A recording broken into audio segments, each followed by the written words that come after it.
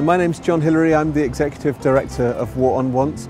We're here today in front of the Parliament because we've been holding an all-day session inside the Parliament on food sovereignty, building the food sovereignty movement both here in Britain and also around the world. And we're really pleased because War on Want has been joined by many of its partners from the Global South, from Brazil, from Mozambique, from Sri Lanka, from Kenya and from Cuba, hearing direct experiences of small-scale farmers who've put in practice the principles of food sovereignty and agroecology.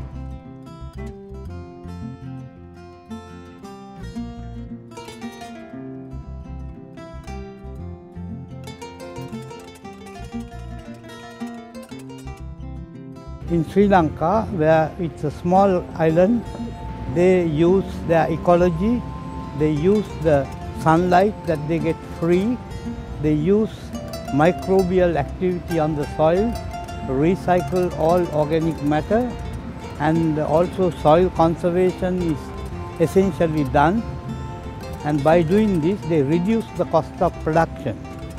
And this is the way poor people can feed themselves. Em Moçambique, por exemplo, estamos a ter grande dilema agora que está destinado, digamos, à produção de biocombustível. Esse é dos males que nós estamos a lutar contra eles, no sentido de trazer, digamos, resgatar a agricultura. Os trabalhadores sem terra, achamos muito importante essa discussão porque entendemos que a sociedade como um todo, em todo o planeta, se encontra diante de uma grande discussão, de uma grande decisão. We want to build this movement because we know the food system is in crisis. You have record numbers of people now in hunger at the same time as the corporate giants are making record profits out of the food system.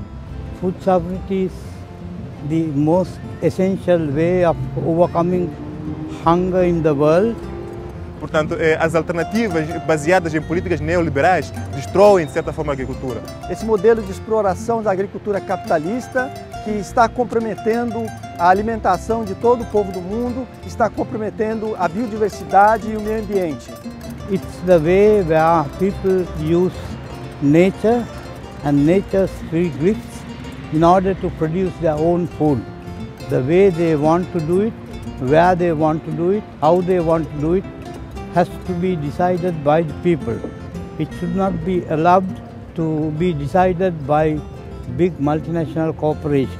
I'm Helen Yego from Kenya, a farmer and a leader of the farmers organization called Ngoma, which stands for Maize and Dairy Farmers, and our responsibility is championing for our farmers' rights, especially in the areas of policy, trade and food sovereignty. Ou seja, nós estamos diante de uma disputa de projeto. Ou a gente mantém o projeto atual, que é um projeto que não tem preocupação com o futuro da humanidade, ou nós optamos por um projeto alternativo preocupado com o futuro da humanidade a partir do meio ambiente e da alimentação.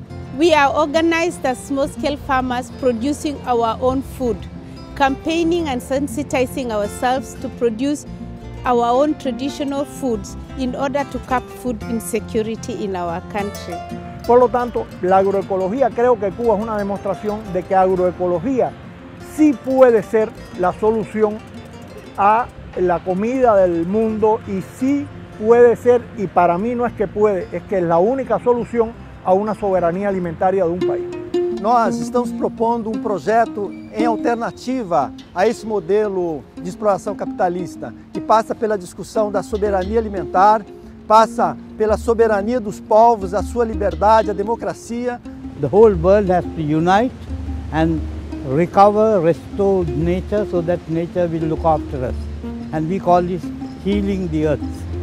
We need a revolution in the way that food is produced, in the way it's consumed and distributed. And we need to build a movement to make that revolution possible.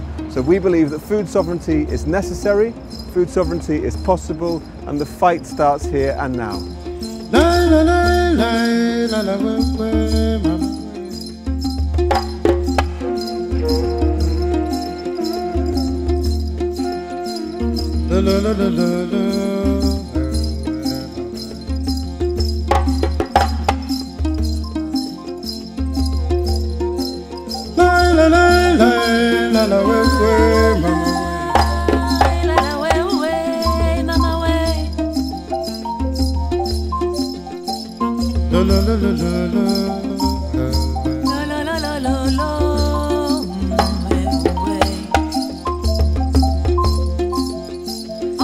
Obiero anjogu idalai papa.